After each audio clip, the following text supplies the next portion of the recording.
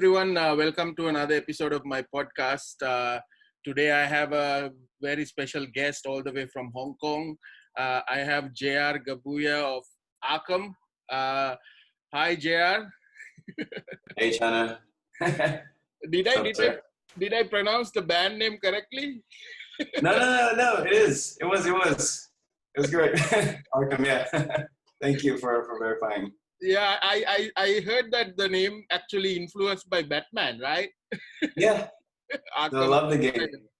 Arkham Asylum, yeah. It's a game I was playing, and it was a great game. It was very hard, but it was challenging. It was awesome. So, plus, I love Batman.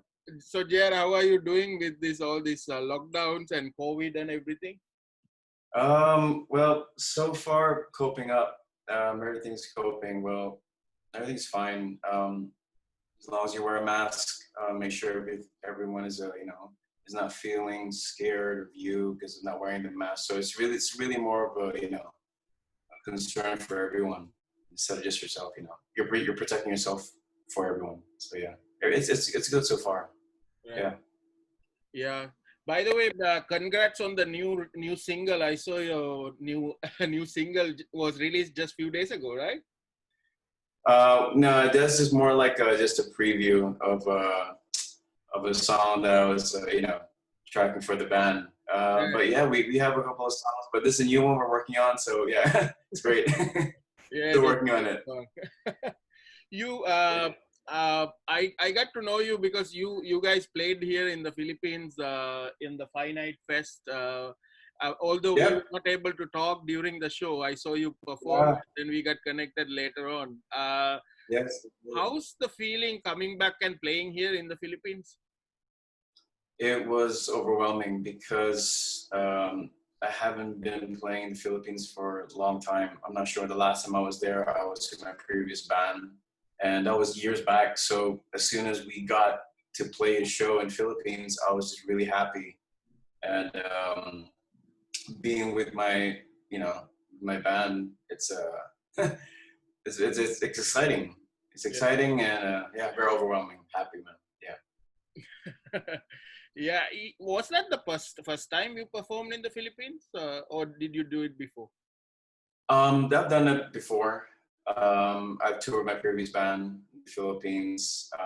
Played 2 shows in the Philippines. Along with our brothers from College Drivers. So that's how we got invited before. So it wasn't the first time, but it's the first time in a long time being back in the Philippines and playing a show. So Shout out to Laguna Hardcore, right? Very much. Yeah. JR, so can you tell me a little bit about your story? So you were born in the Philippines, or you were born in the Hong Kong, or what's your story? Yeah, born in Hong Kong, actually. Born and raised in Hong Kong. But probably just traveled to the Philippines for vacations with my parents when I was a kid. But I never got to really spend much time in the Philippines. It was more in Hong Kong than it was from there. It was great being in Hong Kong. Well, despite the issues we have, but it's a beautiful city, and it's basically like home for me over here. Born and raised here. How is the Philippine? I think the Philippine community been there in the Hong Kong for a long time now, right? So you probably have like a Filipino town or something. Surprisingly, a lot of Filipinos in Hong Kong. Well, first before I was born, my father and my mom, they were talking about the Filipinos here in Hong Kong, and it's vastly, huge. And I never thought and expected until later started growing up. I was like, there's a Filipino here, there's a Filipino here. So I don't feel alone, You don't feel like you're the only one. So yeah, that's okay. It's okay. Yeah, man. So going back to your music, so what's your earliest memories of music? What did you listen to when you were younger? What was like your first music that you got exposed to? Wow. I had to say, growing up, I was listening to my dad's music. There'll be like Gypsy Kings to, Carlos Santana. Right. The Beatles. Yeah, definitely that. So that was me growing up, and then as soon as you start growing up a little bit more, um, surprisingly, the first band I really started to love was industrial genre. Where there would be like Nine Inch Nails, Filter. When they started back, Filter's a bit different, but they're coming back right now as an industrial rather than just a rock band. But yeah, it was more like Nine Inch Nails. Then there was Metallica, especially Fuck Master of Puppets, and that was like an all-time. And yeah, it was so surprisingly the first band that I really loved was actually Nine Inch Nails. So it was really my thing. And after that came all the extreme metal to like Cannibal Corpse, and it just got more brutal. Then on the Lamb of God, and yeah, so on. So, which bands or which artists did it influence you to start playing guitar? I had to say Pantera. Okay. Definitely Pantera. It goes a long way, man, from all the stuff I've been trying to practice. I mean, to be honest, it was Pantera and the Extreme Cannibal Corpse. Basically, that's how I started playing guitar. But I started out as a drummer, to be honest. Okay. I was a drummer. Yeah, I was a drummer when I was a kid. I probably was 10 years old, if I'm not mistaken. 8 to 10 years old, started hitting on chairs. And then my father was playing guitar. He's a guitarist. Yeah, he's a full-time musician. But he's never really taught me guitar. He just told me, if you want to play guitar, then you're going to have to start learning guitar by yourself. So I did that from then. And because of course from his time, that's how he was taught to. And then I started with drums. So as soon as the drums came to my mind, the inner impulse, and then I started to like, okay, I want to write some strings right now. I want to develop some melodies and this. So, and that's where the guitars came in, And as soon as I heard Nine Inch Nails, the reason why Nine Inch Nails is so special to me is because it's not just like they're playing instruments and it's just dark, but there's a meaning behind every song. Right. And it goes by emotions. And if you notice, their songs back then are like 4, 5, 6 minutes long, sometimes even longer. It's because, I mean, it's not really radio friendly. Some like they cut like 2 or 3 minutes and then the next thing goes. But for them, it's more like the quality of the music and the meaning. So I think that's the reason why I got so inspired. Yeah. And I remember watching you and looking at your setup, and then it looks very complicated. Like, so, how all that happened? Because I think you are kind of, you're not like simply just a guitar player anymore, right? You do a lot of experimental stuff with a lot of pedals. Yes, and yeah. So that's true. How that happened? Yeah. Well. Where do I start? Let's just say. Started out with pedals, small pedals, and then at the time when I started my previous band before, it was just pedals, and then all of a sudden I'm hearing these things from my head. It's like, it gotta have this kind of effect. I really want it to happen, so I bought another effect. So it came from stomp boxes, from one stomp box to another, and then from there it just built up all of these effects in my head. Like, okay, I need to have the feel of that moment. It's not just, I mean, I love, I could just basically make a riff out of it just like that quick, but there's something that's lacking. I think that's the one thing that is in my head, is like, I can just make riffs all day, but sometimes I just want to add some flavor to it. So, and that's why I start all these effects, and that's why it kind of looks a bit more complex when you heard the songs on that day of the show, and the pedals. Yeah, it's kind of weird, but that's the thing. I love the weird stuff because it just brings such angst, and it's obnoxious. It's just, it's in your face. I love it. So yeah, it's weird. I love the weirdness, man. So what's the impact on I know like there are a couple of Hong Kong based bands, and then earlier bands, and then also Filipino bands. How those bands influence you? Did you like any of the earlier bands formed in Hong Kong, or what about Pinoy bands? What are your favorites, or what are Yeah, definitely. I basically got so inspired from the Filipino bands here in Hong Kong. So, and actually, I started out in a band, a pop band, you know, when I was 14 years old, and it was all Filipinos. And then it was back in this place in Aberdeen, Hong Kong, somewhere far up. And then afterwards from there, and then, you know, I got invited from a friend, from Mike, from Shepards The Weak. So from then, I started, I was playing drums at the time, and then afterwards became a guitarist. So it was like all Filipinos who were playing in the band, you know? So those were like the times where I noticed like, oh, there are actually a lot of Filipino bands here too, you know, playing. And then there's session bands over here, which I really love. And all the guys here, they're amazing. So I think that's what inspired me and to start playing something. But other than some are actually doing it for, you know, as a job, a profession, and some like just basically for their hobbies or what they love to do. So then afterwards, then I joined Shepards and played like probably about 4 years with them, and it was amazing. 4 or 5, I'm not sure how long. It's been a long time, but yeah, it's very inspirational. Everything that we've done before, so that inspired me a lot. There are bands that do that here, and then there's King Lai Chi, dude. Yeah, with Riz, yeah, that inspired me. That dude, I'd say shout out to him. We were skating back then, and that's how this whole music came about. And I don't know where it all came from, but I think because as soon as I met Riz and I found out his band King Lai Chi back a long time ago, that pretty much sparked my interest in trying to do something, you know. So. Yeah. So, what was the first band you formed? It was the very first band, the pop band's called Beyond Reality. Yeah, it's a pop band. And then there was a couple of small bands, but never really worked out. But a couple of Filipinos, but of course, and some Chinese. But the official one that I got serious with was with Shepards The Weak. Yeah, right. That was Shepards The Weak. And then afterwards, you know, after I left, I formed the band called Black and Red Sky with a couple of two of my friends, Charles and Edison. And we were it was formed by just, you know, hang out one night drinking, and then say, hey man, let's start a band. I guess you just love death metal and stuff, let's do it. So we did it. But of course, you know, the years went on. Then of course some of us had to, you know, make sacrifices, and some had to go. So we disbanded for a while, and then came Arkham. It's pretty much that. Arkham started in 2018. Right.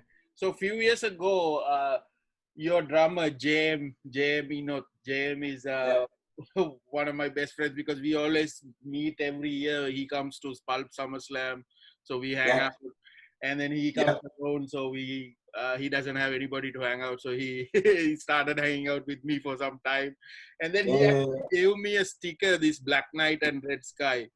I still have it in my one of my, you know, the music boxes.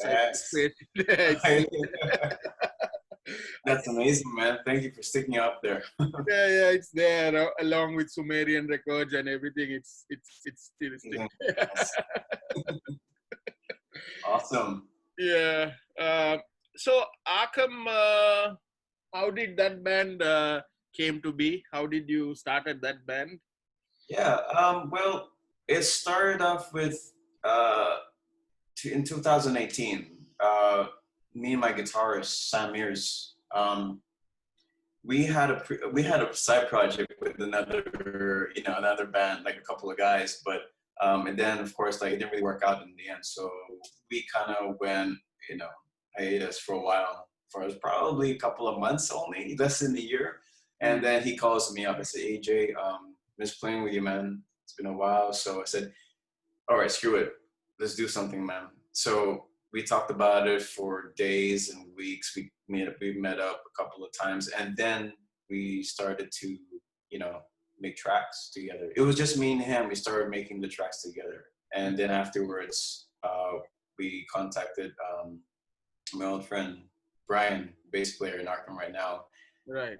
Because you know, like we kind of have this mutual respect for each other. So I called him up and said, hey man, me and Sam are trying to start something here. You know, if you want to join us, it'll be cool. And then afterwards, I asked him, hey man, is JM still around? You know, because they were both from Black and Red Sky, so we pretty much started that together. So yeah, and then of course it had some, you know, we took some time to form the band, and then finally we were finding a vocalist, and I was like, okay, who we're gonna get right now? We got to make something special this time.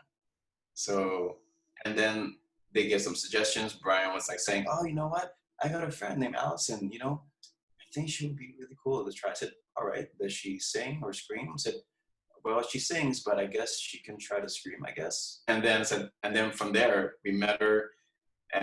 She started trying and trying, and throughout the months later, she just got better, and surprisingly, so brutal. Right. And that's how it came about. It was basically just that from there, from a small room, talking about how to make riffs for months. And finally, me and Sam just said, okay, let's just get everyone else, man. Let's get everyone in. That's pretty much how it happened in 2018. If I'm not mistaken, it was around sometime October. Right. So what I noticed about Arkham is that, so you, Sammy, kind of have the progressive technical kind of end to that, but when you put Allison in the middle, it becomes like a hardcore influence, right? That's why it's beautiful, and that's why it's beautiful. Yeah. So it's like it's not just a progressive, like, you know, it's not just guitars, but her performance is like very crazy, right? So it becomes more of a hardcore. It's amazing how she performs. Yeah. It's amazing. She started to. I remember the first show we had, and already there was a lot of people. It was a good turnout. You know, thanks to Chris B from Underground. Shout out to her. We just got in contact with her, and all of a sudden we just got a show, and there were a lot of people. Surprisingly, it's funny because the same night, King Light, Riz from King Light Chi, who's now Dagger. They were playing the same show the same night. So we really wanted to go to their show, and they wanted to watch us too, but we couldn't because we're in both separate shows. Right. So I'm like, okay, screw it. Let's just do our thing and see what happens in the videos after. So it was amazing how she performed. Wow. It was unexpected. It was amazing. I never thought that she would have pulled it off so well. All of us did. And wow, it was like we got so used to performing that it wasn't problem for the first time. It's like we performed for a while, but it was our first show for Arkham. So how many shows have you done so far as Arkham? With Arkham, goodness, you know what? It's been there's Underground, and then there's the Finite Fest. The Finite Fest, actually that was our second show. Okay. Yeah. So. It didn't sounded like the second show because you guys were very tight already. I appreciate it. Thank you. Appreciate it. It was really great. Thank you. But yeah, we basically just played with our hearts, and I think it was if I'm not mistaken, we've had 4 shows already. I think 4 shows. But yeah, it keeps going. Like we have 2 shows coming up on June, but hopefully, it goes on. And there's 1 more as well. So there could be 3 in June. Hopefully it works. Well, hopefully we can get to play. But yeah, not a lot, but it's getting there, man. Yeah, not a lot. Yeah. So how about writing original? So how many songs have you written, and what's the process of writing the songs, and what does influence you to those songs? Well, we have 6 songs composed to play out live, originals, and we are actually practicing 2 more of a special set of songs, which is from Black Knight Red Sky. Okay, it's some spoilers, but yeah, we have songs from Black Knight Red Sky that we would like to claim it because it was never really published. So claim it. It's something that we really want to put, since James and Brian know the lines by heart, like every beat. So it's like, you know what, we might as well just do it. And then there's another 2 songs we're making right now. So there's quite a number right now, being practiced and in the works. So like the one that you heard on the video, that's basically a clip of our song that's coming up. So we're working on it. Yeah. Any songs? What sort of songs do you cover? Any songs or? No. It was all originals. We like to keep it for now, just keep composing our music that we love to express from, it's coming out of our heads. I mean, we would love to cover some cool songs, but but we'll take some time to practice. But right now, I guess maybe the focus is more on making music, coming from us, to be heard from our kind of style, our music. So it's really just, something that we love to do. We love everyone to actually, hear us out. This is what we think, what we want to do. The process of writing. So me and Sam, again, we just love writing. And then of course, JM just recently got into MIDI drums. So what we're doing right now is basically me and Sam will write the body of the songs, and then later we'll let the band hear it, and then JM will basically put his feel into it. And so we've come into agreement that we'll hear out the song together, and then from there we can all have a listen and say, oh, I think this part can, change and all that. So basically, it's a team effort. But then of course, the thing is, me and Sam have the tools to actually create the songs. Plus, we're very driven, just writing the body of the whole song already.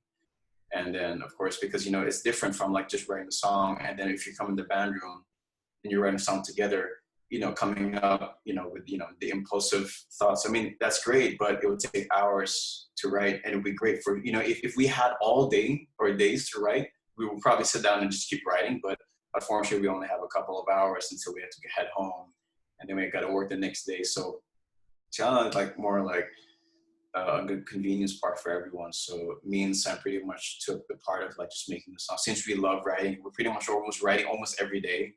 Right. Our spare time is not working. So pretty much like that, yeah. The contribution comes right after everything's been, sent out to the guys, and then they hear it out. Then we'll just see what can change or what we want to do. So something like that. Yeah. When I saw Sammy, I mean, if you see him without his guitar, you wouldn't think that he's that crazy guitarist, right? So when you start playing, it's like, wow, it's like a very cute, but he's so extreme, right? The guy's extreme. He's crazy. You saw his videos? My goodness, that guy's insane. He was from Parallel Horizons, and that's pretty much how we hooked up, because we Black and Red Sky and Parallel Horizons performed at one show one time. So we shared the same event. And then I saw him, I was like, yo man, some crazy stuff you're doing on stage. And then he said the same thing to me, you're crazy on stage too. All right, I'm gonna give you a call later. So then then we hit it off from then. And that's how we formed this whole, the mutual understanding for each other of writing. So he's really good at what he does, man. Yeah, and then you have JM. I think is JM the youngest member of the group? Oh no, I think I'll be Brian. I think Brian's the youngest one, and he's a very good-looking man. So, so he is the youngest. But yeah, I think it was James is not the youngest, but James hits the hardest in drums that I know. Yeah. How do you contain him? Because I know that he's more like he plays like punk. And then he does a lot of punk stuff with Oi Squad. He played with Oi Squad, right? And then also, I remember he did this United Rage. Also, he did the video with the United Rage. The Rage. Yeah, I saw that too. Yeah. Right? So he's like, do you have to calm him down to to a certain level, or it's like you let him play? To be honest, man. You know how sometimes some drummers, how he said, I want you to be out there. For James, it's a different story. It's like, I need you to calm down for 1 second and burst out. You got to put a leash on him, because he hits hard, but he's fast and he's aggressive. So, we need that as well. But of course, sometimes you got to tell him, yo, man, hold up. You might break the drums, man. So that's amazing. Yeah, so I know that Hong Kong, you guys also the same Finite Fest, Parallel Horizon was also on the ticket, right? So yeah, on the bill. So I feel that you guys, how is it like playing with all the local bands? How is the support from each band? So how's the Hong Kong scene, metal scene?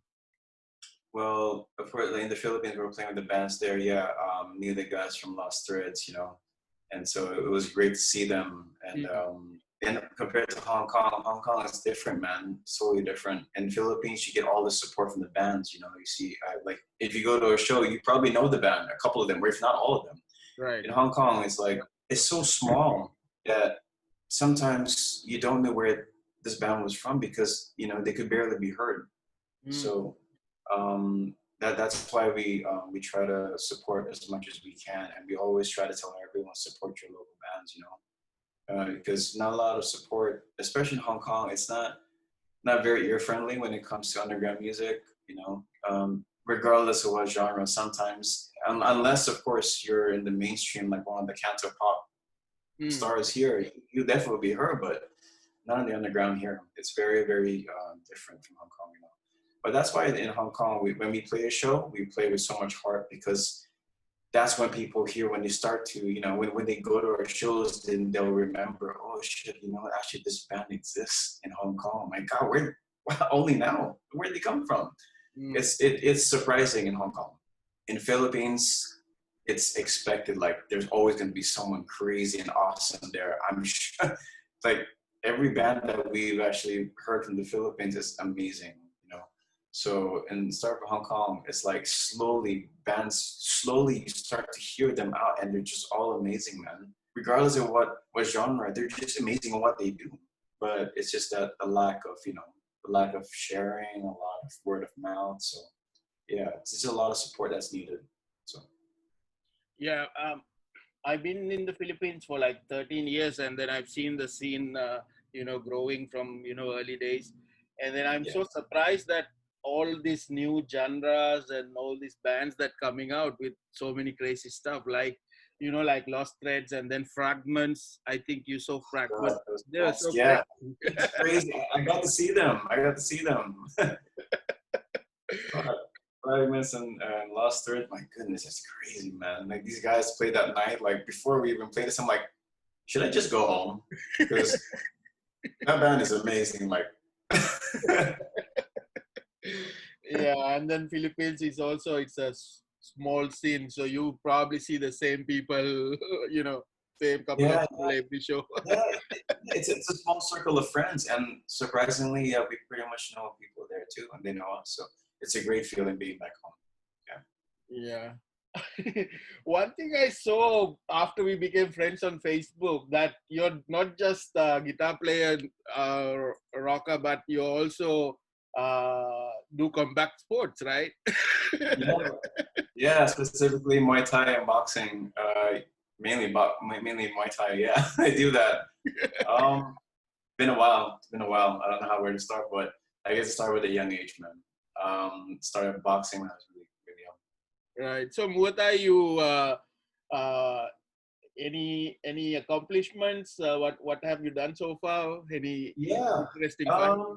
Well, so far I've had 14 fights so far. 14 fights. So that would be, I don't know if that would count 10 or 11 amateur fights, 2 tournaments. So both won, which is, you know, 2 tournaments, 3 losses. So yeah, but yeah, a couple of them. So they're ranging about 14, 15 fights already so far. Good. It's a good count. There are more wins than losses, which is good. So yeah, I love Muay Thai so much. So to everyone who doesn't know what Muay Thai is, can you explain what it is? Well, it's the art of 8 limbs. So you're basically not, instead of just using you know, fists, you're basically fists, elbows, knees, and your shins. Okay. So instead of just boxing, you know, so yeah, it's a very, very close contact sport. Yeah, it's dangerous, but if you're good enough to actually dodge, then you'll be okay. Or if you can take the hit, that's one thing. If you can take the hit, then you'll be fine. But if not, then yeah, it's not really safe to say. But yeah, no, it's a crazy one, but it's the most lethal that I know, and I just love the sport. Yeah, the art of 8 limbs, man, really. But I love boxing because it's different. From boxing to Muay Thai, the stance is different. The training's a little bit more, you know, different too, because when you're boxing, you're basically facing sideways. When you're Muay Thai, you're basically squared. So it's really different how to, you know, sometimes I end up doing this and it's wrong because in Muay Thai you're squared, so you're using elbows and all that. But you know what I have to say, boxing, as soon as I focused on Muay Thai for some time, and then it came back to some boxing because of my coach, Kenneth Lee, shout out to him, this guy. This guy, when he tells me to do stuff, I'll be like, okay, let's do this, do that. And it's really hard, but you can't say anything, but he's gonna watch you. So, but yeah, it's a lot of intense workout for me. Very different trainings, but they're both very intense, regardless of how. The cardio is basically really high. You have to run. Well, if you're training 3 or 4 times a week, you have to run at least 3 kilometers before you start anything or after, and then you do jump ropes for like 50 minutes straight, and then you do pad work, and the list goes on. So yeah. So all your fights were in Hong Kong? Yes, they're in Hong Kong. We're all in Hong Kong. Have you got any injuries or anything? No. There were some, yeah, for the past, I don't know how many years already from being a fighter. Yeah, there were injuries sometimes from my ribs, definitely from the ribs, from the knees, some slight fractures. So there's a lot of therapy that needs to be done.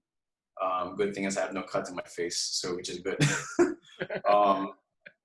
But yeah, because I'm on a B level right now, so you know it's getting there where the elbows are going to be more lethal from then on. And but yeah, it's a lot crazier now than it was before.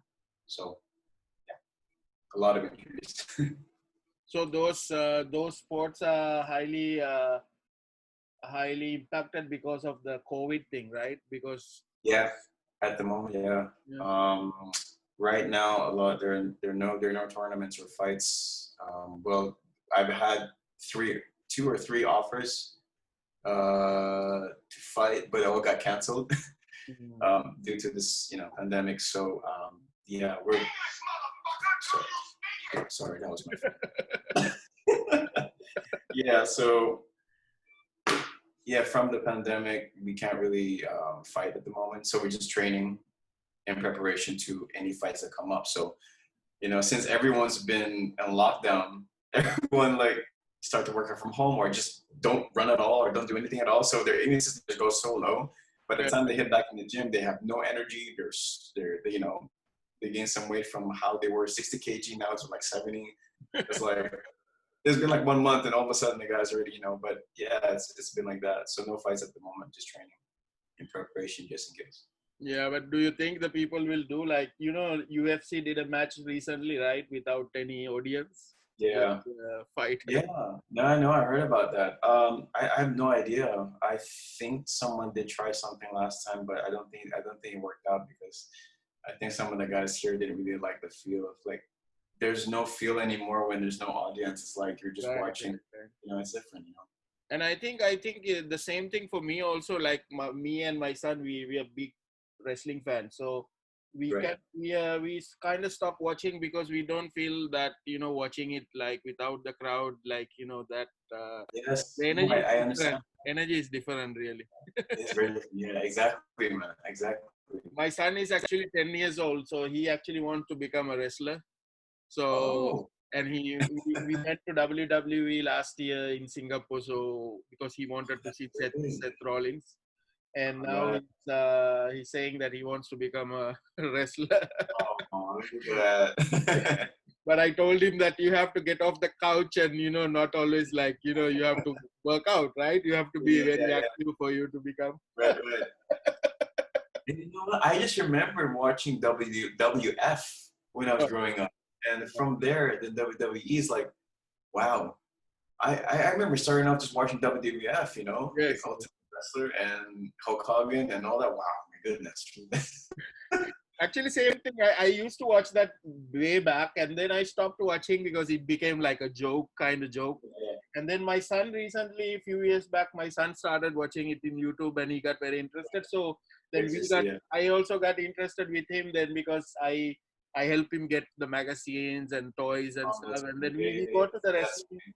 We go to the wrestling shows here because we have something called PWR here, Philippine Wrestling Revolution. So we Right. support the shows. So we go as a tag team, kind of tag team. So we go to the shows. Yeah. Of course, man. Wow, that's great.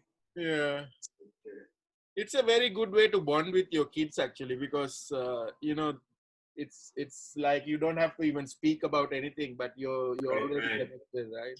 right. I understand. Yeah, it's the mutual stuff with the father and the son. I Yeah, understand. yeah. So, JR, what can we expect from ARKM? What are you planning to do on the next few months or rest of the Well, 2020? yeah. For Arkham, I guess we are actually working on our EP right now. So while we're doing that, we're actually trying to get as many, as many shows as we can. Hopefully, it works out. But in the next couple of months, or probably the whole year, this year, we'll be working on our EP. Mm. So just expect something good to come out soon. So yeah, we're working hard on that. Yeah. Anybody you want to shout out to? Yeah, I would like to just shout out to everyone else, all my friends in the Philippines. We got Power Driver, you guys from everywhere in the Philippines that I. There's a lot of names, man. A lot of names to my families out there, to Joey Dizon. My goodness, I miss the dude every time. We're always chatting. It always makes me miss him. Yeah. Yeah, Pakoy from Typecast and Mick and Ketch and everyone else, man, like crazy. There's just a lot I'd like to mention, but I'd say I miss everyone. I miss everyone. Yeah. Yeah, I used to hang out a lot with Joey actually, because I used to go on his radio show to sometimes become a guest DJ or guest host. Yes, I saw a couple. Yeah, Yeah, a a couple. couple of them, and then we did some shows last year. Actually, we bought a couple of bands here from Singapore, uh, Right. some metal shows, and then Joey really helped me with that shows because he's like the godfather of the scene, right? Because he knows everybody. I mean, to be honest, Joe has been posting clips of him playing Yeah, with everyone else. And then I was just speaking to Ariel from Arcadia. He said, "Yo, man, this is so cool. Like, you guys are just there." And he said, "Yeah, we haven't been having shows." So I'm like, "So how's Arcadia?" "Oh, no shows yet, man. So we're just pretty much home. Lockdown." I said, "Oh, man, that sucks." And then afterwards, yeah, they said, "Yeah, just come to Hong Kong when you can." They told me, yeah, we were supposed to have a show actually right. in the Laguna Fest. But unfortunately, because of the situation, we couldn't. It was postponed. So yeah, I'm just really, really excited and hoping that when things get better, that we can play a show in the Philippines, and hopefully you could be there, China. Yeah, We'll let you know. definitely. I will probably definitely be there. So, and what I feel is that maybe we take this time bit easy, and then Yeah. probably late 2020 or early 2021 will be there will be a lot of shows, Right, right, right. Yeah. and people will be so eager to go to a show after staying at home for a long time. You're gonna be crazy. You're gonna go crazy. The mosh pit's gonna be huge. I don't. It's not gonna be all night. It's gonna be days. They'll probably extend the show. You saw this post that they put. They said that Europe they're trying to do like drive-in concerts, like you Yeah. drive in your car, and then there was a post like the mosh pit would be the cars like ramping to each other. Smashing. That's crazy. Insane, man. Crazy. So JR, to everyone who's watching, just let them know how they can reach you and your social media and stuff. Yeah. Well, we have a Facebook account. We got Instagram, and we do have SoundCloud. So that's actually Arkham Hong Kong 2018. So that's like ARKM HK 2018. Yeah, we got on Facebook. We also have Instagram, and we got SoundCloud, and we got YouTube as well. Probably be uploading some videos there, some playthroughs very soon, once we get some tracks going. But yeah, you can reach us there. So JR, this was a nice conversation, and it's really nice to talk to you. Uh, Yes. yeah, so take care, and then hope to see more songs and stuff coming out, and then hopefully I can meet you in person next time. Yes. Yes. I'm sorry I had to leave for my flight that evening. It was a very, very short trip. Thank goodness I had to go to work. But yeah, hopefully we'll meet each other very soon. And you know what? We will. I'm very, happy to know that I will be seeing you soon. All right. And everyone else there, there's no. There's always a yes. There's always a way. So just always think positive. So yeah. Yeah. So And yeah, yeah. So thank you, JR. See you soon, man. you too. Take care. Bye.